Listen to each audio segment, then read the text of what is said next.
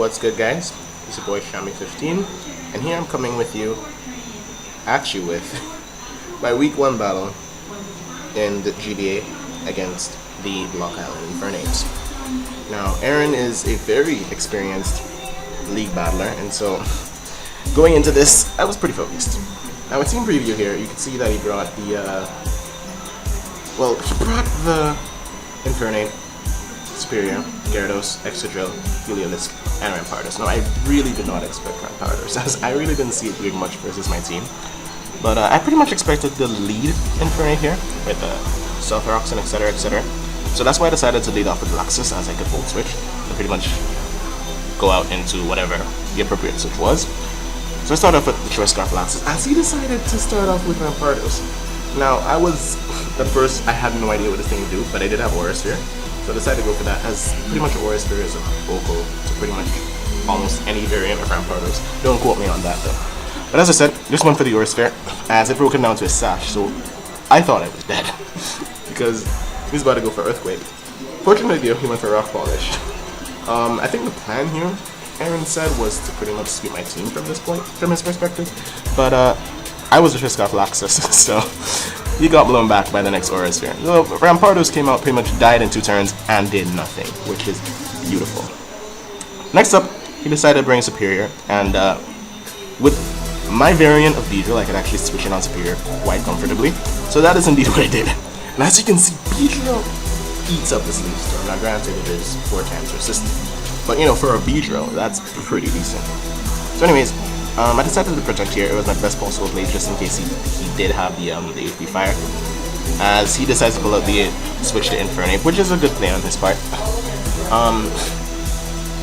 Yeah, I was pretty much fearing the Choice Scarf Infernapes here, so I decided to switch into Cresselia here, which yeah, was my best possible play, as he decided to go for the Earthquake. I'm not sure why exactly, but as you can see, it worked out for me because I switched into a Levitate Pokemon. Note though that was not a prediction. I expected a Choice Scarf Fire attack, but I guess that's not what happened. So he decides to switch out now into Diggersby. What? That's not a Diggersby. That is an Excadrill. Never mind. He decided to switch out to Excadrill here, as I decided to calm mine. Now he's on a balloon, and considering the fact that my landers needed to be off a balloon, I decided to stay in here and bring my Psychic, as he goes for the Toxic.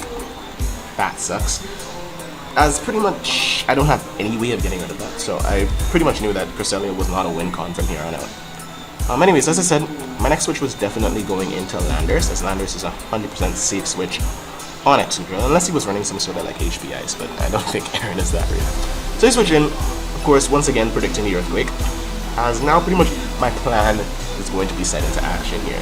Now, as you can see, I went for Rock Polish, pretty much expecting the switch to Gyarados here, but he actually decided to stay in, probably over-predicting me to predict his switch. But anyways, I go for the Rock Polish here, and now I'm going to predict him to switch into Gyarados, like he should have done the first turn, honestly.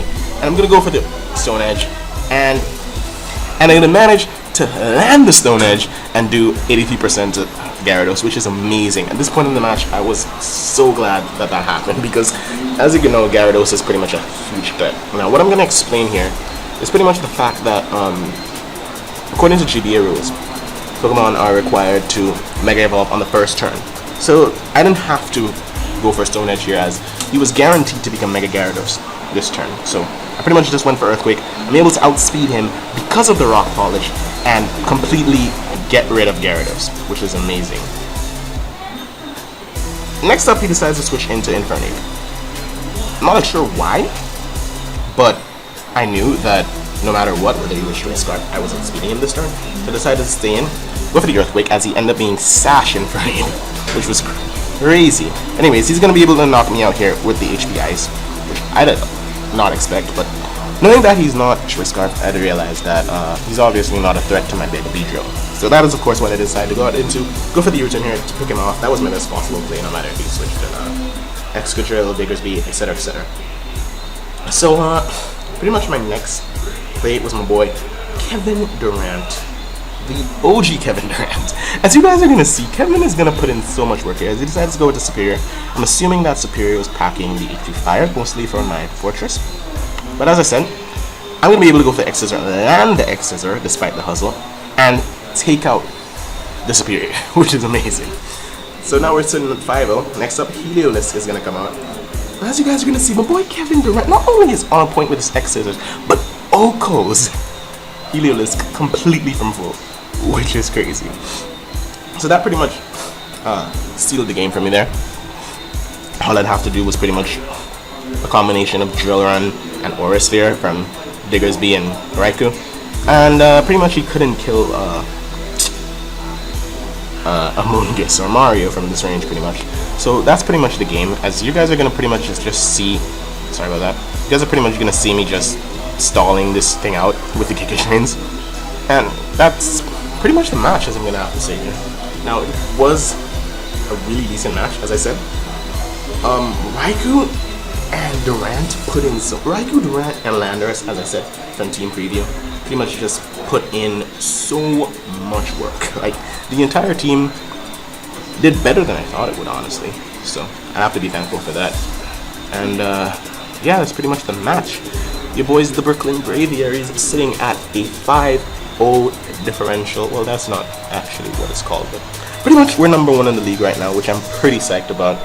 As our next match will be up against the Keldios. I'm not exactly sure what the exact team name is, but yeah, that's pretty much the game, guys. Thank you for watching, and GG to Aaron if you're watching this. See you guys later.